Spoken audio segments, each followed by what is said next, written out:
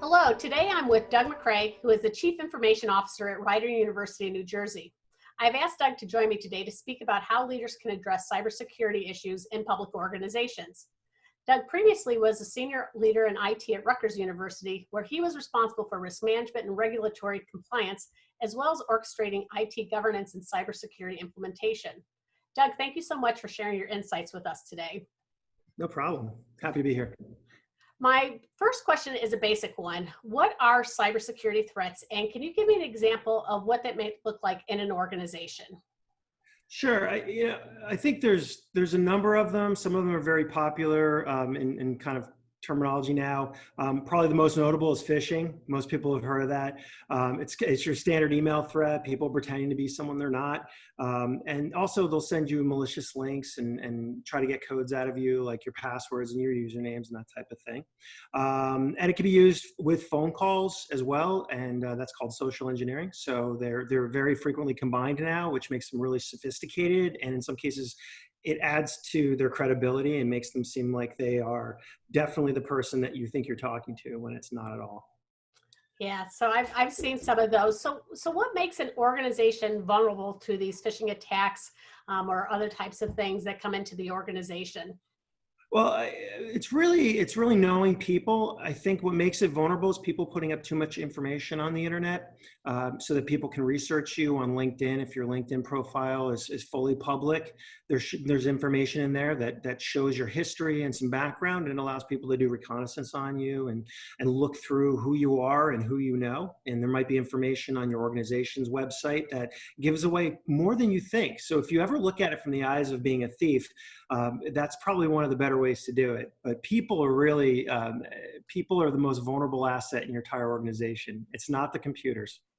Yeah, I agree that it's human behavior is the greatest problem that we see in an organization. So how can a leader balance the desire to share information with the public, to share information with others, while still maintaining that ideal environment that's a little bit more secure where they're not going to be vulnerable to these threats?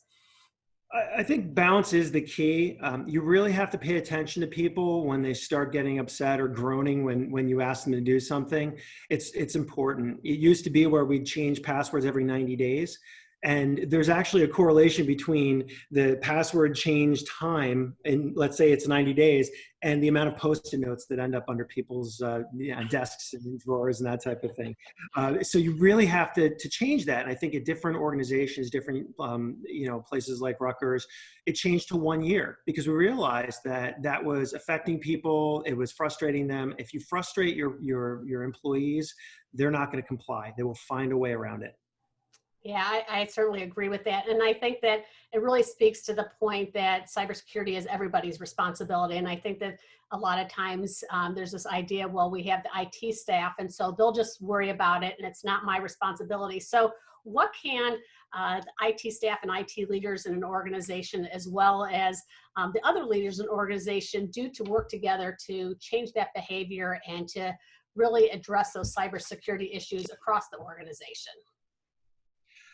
Well, I think cybersecurity in general is, I guess the best way to describe it is people are your general most difficult asset to work with, difficult kind of field to work in. It's not necessarily cybersecurity and the way your office runs. It's all part of one kind of gigantic organism, if you will. And so you really have to look at it as a leader, and say, is my organization working correctly? The more disgruntled an employee is, that's another type of attack. It's called an insider attack. If you have a disgruntled employee, the chances that things will go wrong go up. So if you have someone who's disgruntled, they may not do their job effectively, leaving you vulnerable, or they may actually commit a crime inside the office. And so it's paying attention to the way the entire organization functions. And it is in some ways the little things and some of the soft skills and working with people and paying attention and being alert. It's really kind of active listening. It goes way beyond than just cybersecurity, just IT people. I can put everything in an IT box and leave it alone. And then I have staff who are in IT. The people who aren't IT need to have some technical literacy. the people who are, very technical have to have some level of people skills. And so in some ways, if you don't have that, but you have really good technical people, then you really want to get someone who can bridge that gap and who can be in that kind of intermediate position to talk with people. So that kind of brings things together. Maybe you get a few more technical business people. Maybe you get a few more socially literate IT people. I've been blessed with very socially adept, IT staff over in my career at both, Rutgers and Rider and a couple other locations. But sometimes that's not the case. So you really have to have those translators, I guess, is the best way to say that. And I think that's a really important point about having that skill set that transcends really both cultures within an organization, but supports the overall climate of the organization. So if you could give one sage piece of advice to leaders of organizations who are trying to have that skill of being more technically savvy and understanding what they can do as a leader to make their environment more secure, what would that advice be for them? Sage piece of advice, I think, is really paying attention to how people feel. You have to take people's temperature and understand when things are getting rough, being there to help and being there to listen, and listen carefully, because people are actually giving you these little pearls of wisdom, and whether they're criticizing you or if they're complimenting you, it's really the most important thing that you can do is listen to people. So, you've heard the phrase, probably, feedback is a gift. Yeah. So Yep. feedback's also a two-way street. And I think if you can create a culture in your operation where people are open to criticism, and you are too, and you lead by example in that way, you will actually have a more secure environment as a result. And I think that those are pretty simple things that leaders can do. And I really appreciate your insight into this. Is there other things that you want to share with folks as you think about making sure that organizations are not going to be more vulnerable to threats that are out there? Sure, I'll give you one or two more, and then they're couched in something. But I'll tell you a story, and I think storytelling is good, right? So, Yes. there was about 2005. I took a cybersecurity course down in Washington D.C., and there was a cybersecurity contest for a bank, and the bank was set like Fort Knox, and it was impenetrable.